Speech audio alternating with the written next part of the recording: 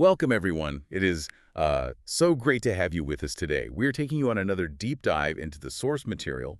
And let me tell you, the stack of documents we are looking at today is, well, it's completely massive. Oh, it really is. It's a huge pile today. Right. On one side of the table, we have this incredible eyewitness companion guide dedicated entirely to world mythology. And then right alongside that, we have this thick collection of historical transcripts. And those basically catalog mythical creatures from, all over the globe. Exactly. We are talking North American folklore, African legends, origin stories from Europe and Asia, and this is my favorite part. There is even a dedicated text in here entirely focused on the global history of unicorns. Which is, it's a remarkable collection to read through. When you put all of these texts side by side, the sheer volume of human imagination on display is staggering. It really forces you to step back and look at the patterns. The patterns are the best part because our mission for this deep dive isn't just to sit here and, read off a list of cool monsters. Right, we aren't just making a catalog. Yeah, we want to figure out the why. Why does humanity universally invent these creatures? How do these stories act as the glue that hold ancient and modern societies together? And most importantly, what do our monsters say about our deepest fears and our greatest hopes? Okay, let's unpack this. To start, we really need to establish how we are defining our terms today. Because in our modern vocabulary, the word myth has become almost synonymous with the word fake or falsehood. Yeah, like if someone says that's a myth, they just mean it's a lie. Precisely. If someone calls a story myth today, they usually mean it simply isn't true. But throughout human history, myths were actually flexible truths. They were intricate metaphors designed to explain fundamental reality and human existence. So they weren't just making things up for fun. No, not at all. Rather than being lies, they are the stories that tell us the truth about ourselves. That flexibility is completely wild when you actually see it in action in the sources. There is this fantastic anecdote in the reading about the Achamawi people of California. Oh, the story from 1928, right. Yes. Back in 1928, there was an elder, the speaker and keeper of the laws, named Istet Voish. He was a deeply learned man, incredibly well-versed in the traditional mythology of his people. Well, one day he learned a new scientific fact, that the Earth actually spins on its axis as it travels through space. It is tempting to think he would just ignore the science to protect his religion, right? That is the kind of clash between ancient myth and modern science we are so used to seeing today. Exactly. You'd expect a huge conflict, but he didn't reject it at all. He thought about it carefully and reasoned if the world did not travel, there would be no wind. That's a very logical leap. It really is. So he simply adapted his people's mythology to include this brand new information. He decided that one of their pre-existing deities, a figure known as World's Heart, was the one responsible for setting the world turning. What's fascinating here is that myths are not the rigid, unchanging dogmas we often assume they are. In a very real way, they mimic the scientific method. Wait, really? The scientific method? Think about it. When a scientist encounters a new fact, they adjust their theory to fit that fact, rather than ignoring the fact to protect the theory. Istet Voish did exactly the same thing with his mythology. It shows that these stories are living, breathing frameworks for understanding the universe. Okay, that makes total sense. And sometimes that framework gets incredibly specific to a person's daily life. We're talking microcosms of daily existence here. One of the anthropological notes mentions the Ifugao people of the Philippines. The deity catalog, that section was astounding. Right. A researcher actually tried to catalog all their gods once, and he just threw his hands up and gave up after he reached 1,500. 1,500 distinct gods. And they get so specific. They have 70 gods just for reproduction. And the detail that really got me, they have 5 specific gods whose only job in the cosmos is to afflict people with arthritis. 5 just for arthritis, which demonstrates how intensely local myths can be. Yeah, I always picture mythology as like a guy throwing lightning bolts. We tend to think of mythology as these grand, sweeping tales of the cosmos chariots pulling the sun, or wars in the heavens. But sometimes they are highly specific tools used to manage the mundane, everyday realities of human health, agriculture, and society. So it's about control. Exactly. Having an arthritis god gives a face to a random, painful ailment. It makes the unpredictable feel manageable. The Romans were notorious for that level of micromanagement, too. A Roman husband needed the blessing of 8 different gods just to consummate his marriage. 8 different gods for one night. Yes. You had Domiticus, whose entire celestial purpose was to lead the bride home. Then you needed Prima to hold her down, and Pertenda to enable penetration. It was so overly complicated that St. Augustine famously joked about it centuries later. He was basically pleading, let the husband have something to do too. It is a humorous example, but I would actually encourage you, the listener, to pause and think about the invisible rules, the little rituals, and the shared beliefs that govern your own daily routine. Like knocking on wood or wearing a lucky jersey. Precisely. We might not name them after Roman gods anymore, but we still rely on shared cultural narratives to make sense of our relationships, our milestones, and our place in society. The gap between ancient societies managing their daily lives with 1,500 gods and your life today isn't as wide as it might seem. So they had gods for the tiny details, like arthritis and weddings. But the readings also dive into how they had to explain the biggest mystery of all. How did everything start? The origin of the cosmos. Yeah, and when you look at how different cultures explain the beginning, you see some wild differences. Take the Egyptian sun god, Ra. He didn't build the universe out of clay. He literally willed it into existence. Just through spoken word. Right. He just declared, I am. Mhm. And the sheer force of his consciousness set the forces of creation in motion. The will of the creator is a powerful motif, but another global pattern emerges when you study these origin texts, and that is the concept of creation emerging from a watery abyss. A giant ocean. Yes, it is incredibly common. You see it in the Egyptian ocean of Nun and the Babylonian myths of sweet and saltwater mixing, but specifically there is the earth diver motif. Oh, where an animal has to dive down into the endless ocean to grab a piece of mud to build the land. That's the one. The Ainu people of Japan say a water wagtail brought the earth up from the primal flood. And in Native American lore, the earth diver is usually a beaver, a mink, a muskrat, or a turtle. The core human question, where did the land come from, is answered through the lens of the local environment.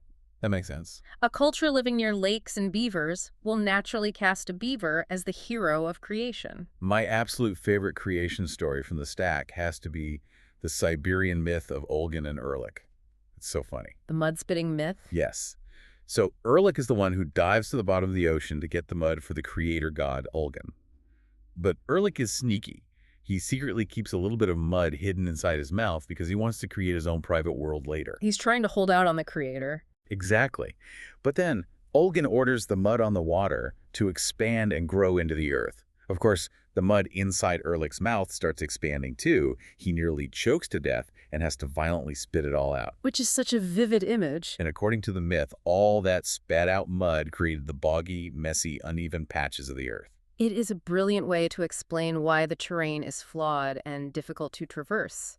The world isn't perfectly flat because a god choked on some mud. So Erlik spitting mud explains the physical space around them. But I was looking through the notes, and it seems like explaining the dirt was the easy part. How did these cultures make sense of something completely intangible, like time? That requires a totally different kind of framework. The historian Mircea Eliade actually coined a term for this, the myth of eternal return. Eternal return. Yes. In our modern day-to-day lives, we experience time as a straight line. You have the past, the present, and the future. It moves in one direction. But mythological time generally operates in a cycle. It is a continuous loop. Like the Hindu concept of Brahma. The texts detail how the Hindu god Brahma is the source of all space and time. Right, his waking and sleeping. Yeah, when Brahma wakes up, his day lasts for over 4 billion years. And during that time, the universe exists and flourishes. But when he finally goes to sleep, the entire illusion of the world dissolves back into nothingness, only to be reborn when he wakes again. It completely shifts how a culture views existence. If time is a straight line, then the end of the world is a final, terrifying doom. But if time is cyclical, then the end of the world is simply the necessary precursor to a brand new beginning. It's almost reassuring. It offers a profound psychological comfort. The destruction of the universe isn't a failure, it is just Brahma going to sleep. Here's where it gets really interesting, though. When we move away from the grand cosmos and start looking at the monster catalogs provided in our sources, you start to see that monsters are basically just maps of our fears and our local environments. They serve as cautionary tales. They personify the very real, very lethal dangers of the natural world. Like water. Exactly. Take water, for instance. Water is a source of life, but it is also unpredictable and deadly. In Greek mythology, you have Charybdis, a monster cursed to drink the sea 3 times a day, creating massive whirlpools that devour ships. And in Melanesia, they have the abaya, which is this giant magical eel that dwells at the bottom of freshwater lakes. The protector of the fish? Right. It fiercely protects all the fish, and if a fisherman takes too much, the abaya will cause a massive flood to drown them. It's like an ancient mythological form of fishing regulations. Then there is Mami Wata from African folklore. She is depicted as a beautiful mermaid-like water spirit. She is deeply revered because she represents the duality of water. That dual nature is so common in these stories. It is. She can bestow incredible wealth, fertility, and prosperity, but she can also bring unpredictable misfortune and drown you in an instant. She embodies the exact nature of the rivers and oceans she inhabits, beautiful, life-giving, and completely ruthless. It's totally a survival mechanism wrapped in a story. You see this heavily in the deep, dark woods, too. The transcripts covering North American lumberjack lore are just fantastic. Those are incredibly creative. They really are. These loggers were working in terrifying, isolated, dangerous conditions in the 19th and early 20th centuries, and they invented an entire ecosystem of monsters to explain the hazards of the job. I was laughing so hard at the splinter cat in our notes. The headbutting cat. Yes, it's a feline monster with a skull so hard it literally flies through the air and headbutts trees, smashing them to splinters just so it can eat the honey hidden inside. It's absurd, but then you look at the agropelter, which has a much darker undertone. It is described as a malicious beast with long, ape-like arms that lives up in the treetops. Its whole purpose is to rip off heavy branches and hurl them down at unsuspecting loggers. Which is obviously a mythical explanation for the very real danger of dead branches, which loggers actually called widowmakers, falling and crushing workers without warning. Giving a face to a random accident. Exactly. And then you have the side hill gouger, a quirky, mischievous creature that has legs longer on one side of its body than the other, specifically adapted to live its whole life walking on steep hillsides. While the lumberjack tales often have a whimsical or humorous undertone to help the workers cope with the daily danger, other forest myths are deeply sobering. The Algonquian myth of the Wendigo is a prime example. Oh, the Wendigo is terrifying. It is.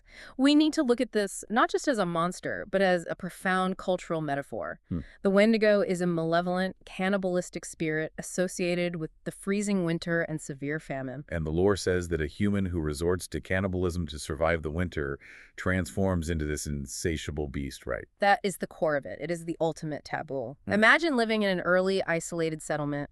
The winter is brutally cold, the snow is impassable, and the food stores are running out. So it's about the fear of what you might become. Yes. The psychological terror of starvation is setting in. The Wendigo isn't just a monster hiding behind a tree. It represents the horrific harshness of the winter landscape, the absolute terror of starvation, and the dark, desperate depths of human greed. It's a line you can't uncross. It is a boundary line that says no matter how hungry you get, do not cross this line or you will lose your humanity entirely. It's terrifying because it's born from a very real historical threat of starvation in the dead of winter. It makes total sense why a society would invent a demon to warn people against their own darkest survival instincts. This raises an important question, and I want you to consider this as you listen. What stands out to you? If you were dropped into an ancient, untamed wilderness, which of these environments, the deep ocean, the freezing tundra, the dense woods, would terrify you enough that you would feel compelled to invent a monster just to make sense of your fear? I would definitely insist something for the deep ocean. Nothing is scarier than deep water. But you know, folklore and myth-making didn't just stop when we got electricity in cities. Humans are still doing this. The modern myths. Yeah, the transcripts dive into the evolution of modern monsters, and it is fascinating how traditional myth blends with modern media. Take the chupacabra. A relatively recent addition to the global catalog. Very recent. This legend only originated in the 1990s in Puerto Rico.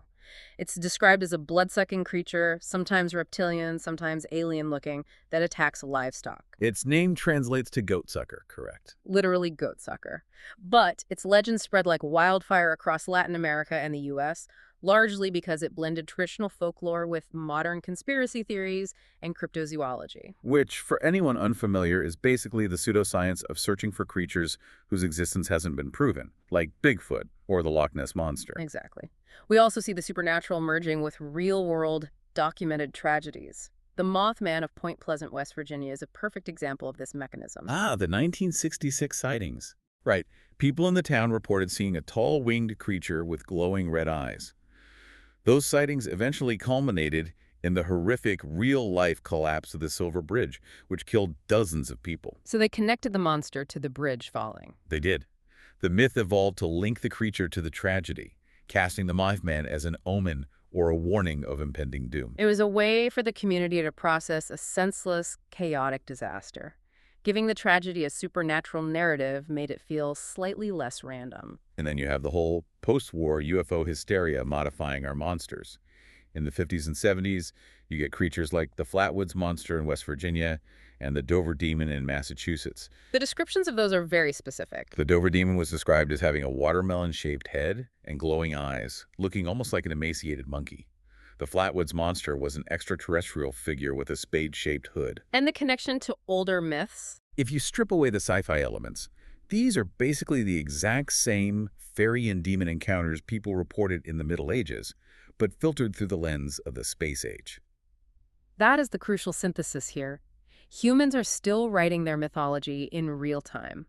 Whether it is the Beast of Bray Road in Wisconsin, a werewolf-like creature whose legend was heavily fueled by local newspaper reports in the late 20th century, or sightings of extraterrestrials hovering over a highway, the psychological mechanism is identical. You just update the wardrobe of the monster. Exactly.